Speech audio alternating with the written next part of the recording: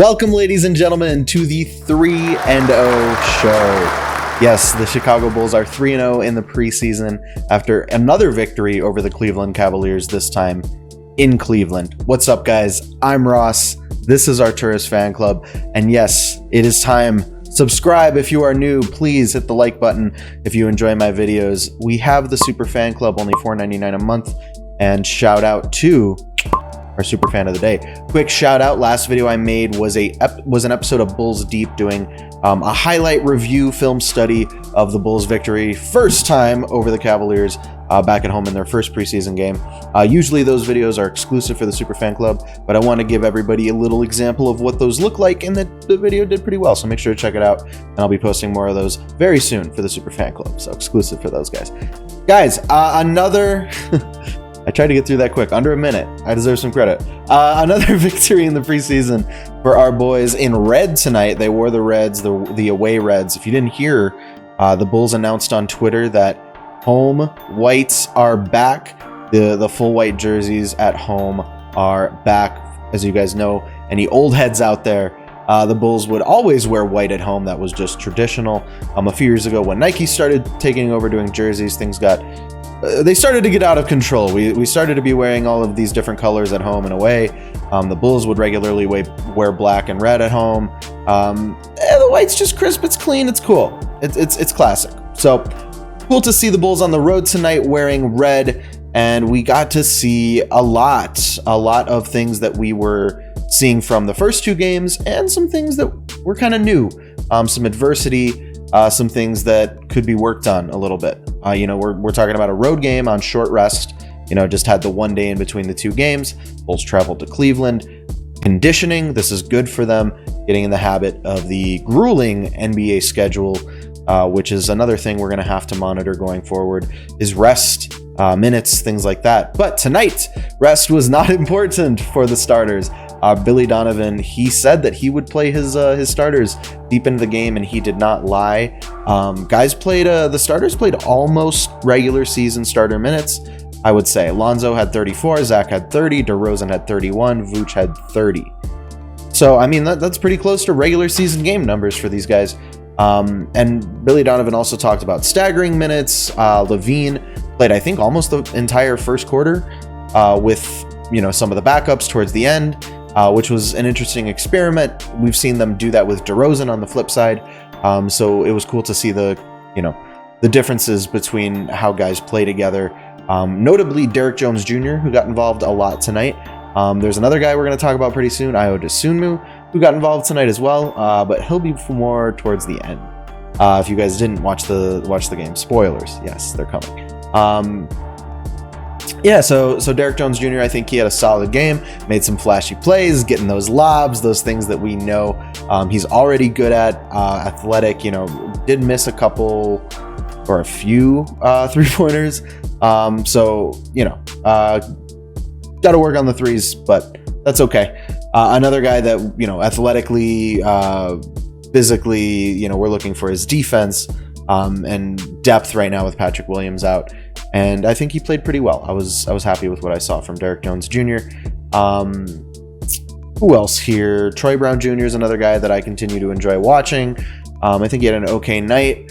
Nikola Vucevic, another guy who's been kind of kicking off the rust a little bit, so to speak. Hasn't been shooting the ball well.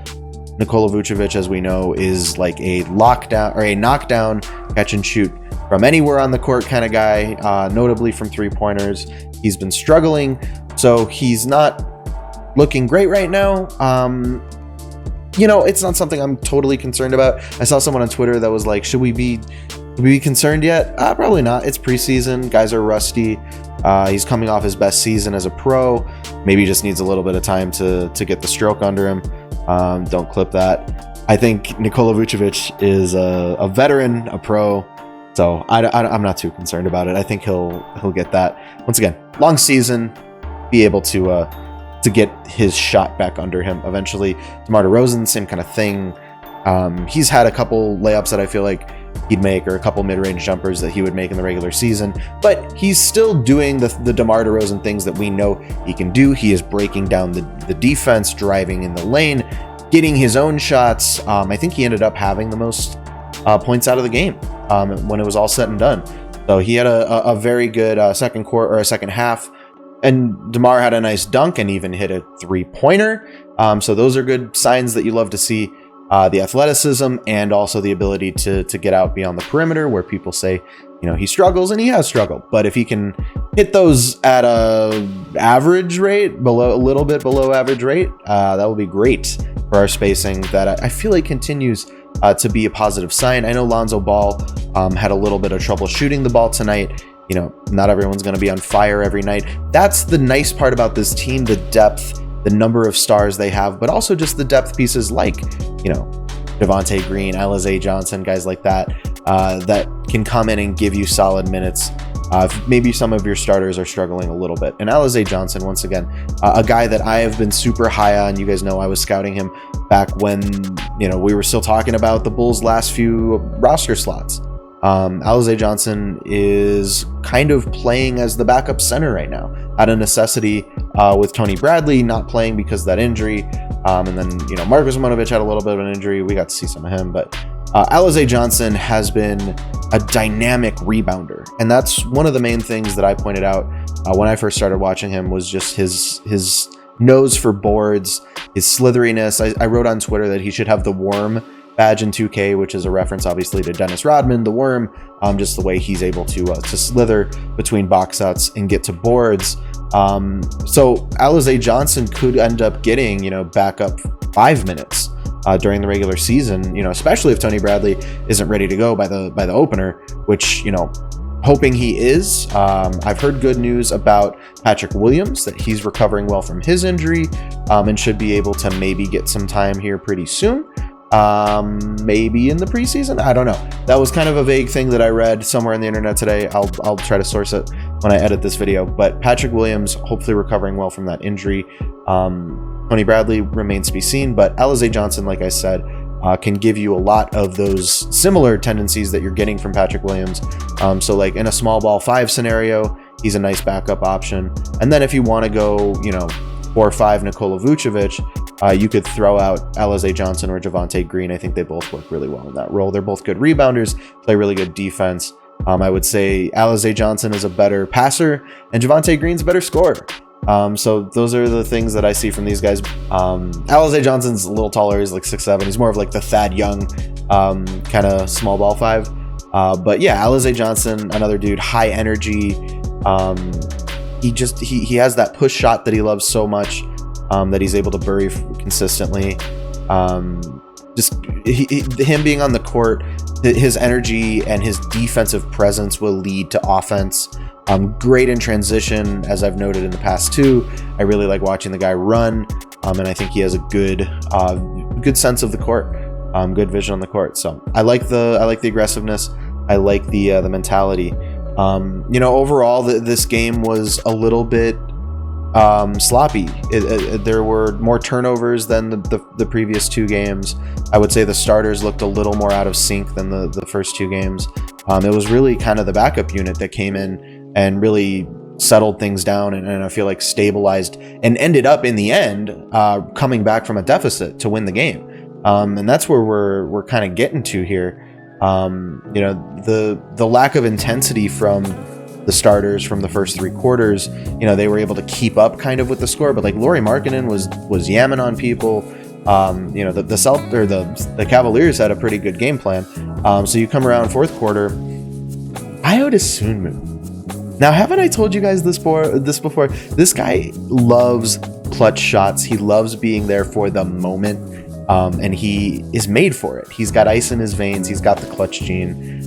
So he scored 9 points, 4 for 7, just in 7 4th quarter minutes.